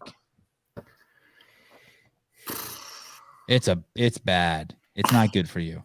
Every person that Mallory, Emma, Gabby Magawa, this fucking new herd of, I don't know what you want to call them, comes like, it's not good. It's definitely the psychological impact varies from athlete to athlete. If Mal beats Sam Briggs, it's no sweat to Sam Briggs. If Mal beats Ariel Lowen, it's no sweat to Ariel Lowen. If Mal beats Haley Adams, that's a big deal because she's 4 years younger and she's Barnhart. Dude, if Mal when I guarantee you, Katrin Doder is not happy with Haley Adams. Like No. it's like you're a 12-year-old dog and your parents bring home a fucking puppy bull terrier. Those are those miniature pit bulls. You're like, no matter what dog you are, you're bummed. You're 12 years old. You just want to chill on the couch, and they bring this fucking thing that favorite pastime is biting people. Sucks. Ruins everything. It's like, that's Haley Adams. She just ruins everything for anyone who just wanted to just like get one. I just want one more shot. No, sorry. I mean, T is horrible enough at the top of the mountain. And then someone like Haley Adams comes. It's no bueno. And now Mallory O'Brien. Dude, Laura Horvat is only 24. Yeah, Laura's going to be there a while, Sevan. I know. I actually hope that's who I want to win. Gabby the game. McGowan is only 22 or 23. I don't know if they've had birthdays since the games. They're not allowed to have birthdays during the pandemic. That's awesome. We got to get Laura on too. John, you got to, if you ever want to be on the show, like, again, you should come on the Laura Horvat show. It's so weird. I'm down whenever y'all want me. Okay, it's fun, but it's I'll weird. get Laura to talk. Okay. I'll find a way. Yeah, she'll talk. She just won't say anything nice, but it's good. Hey, that's it. So she doesn't have, her and Ben Smith are just like each other's coaches and training partners, basically. She doesn't. Facundo should get her. Facundo knows their family well. The Horvats. Yeah, actually, the first time I met her brother was Facundo introduced me to him. Good dude. Ask John why he thinks Gooey is not even in the top 10. Gooey. We talked about Gee. John just needs more proof. He thinks that, like, hey man, he won these two super outlier events, the snatch and the sprint. He explained it really well. Do you want to say it one more time, John? What's your problem with Gee? At the games, he did extremely well, but he had 3 events that he got first in that were just strength or a sprint events, and he's only going to have one of those at Rogue. He also had 3 events that he got 27th at, and he's bound to have one event like that. So he'll have one very good event and one very bad event, and the rest he's going to be in the middle. And I just think the guys ahead of him are going to be better than that without the 2 extra wins that he got at the games. Bam. There, he said it again. My son has skate lessons tomorrow at 10 a.m. Tomorrow on the show, tomorrow morning, I have Philip Rowe on. For those of you guys who don't know who that is, Philip Rowe is going to be doing jiu-jitsu against Gordon Ryan on October 20th at a Who's Number One tournament put on by Flow Grappling. If you don't know who Gordon Ryan is, you should Google him now, and you should watch some of his fucking matches. He's basically considered right now the greatest living jiu-jitsu practitioner in the world. I hear he's like 200 pounds of just savagery. The matches I've watched, it's crazy. He's big. It's like his jiu-jitsu is like, you know, those anyway, I can't even explain it, but it's going to be a remarkable interview. And this guy, Philip Rowe, is a professional UFC fighter, and he's going to go against Gordon Ryan in jiu-jitsu on October 20th. It's a 15-minute match. Matches usually stop after one person gets submitted. They are not going to stop the matches. So like soon as they're not going to end the match. If there's a submission move and one of them taps, they'll stand back up and they'll start again. So I think it's going to be really, really, really exciting. But anyway, I have Philip Rowe on tomorrow. I'm super excited. UFC fighter who's just, I don't know why he's taking this match with Gordon Ryan. We'll find out tomorrow.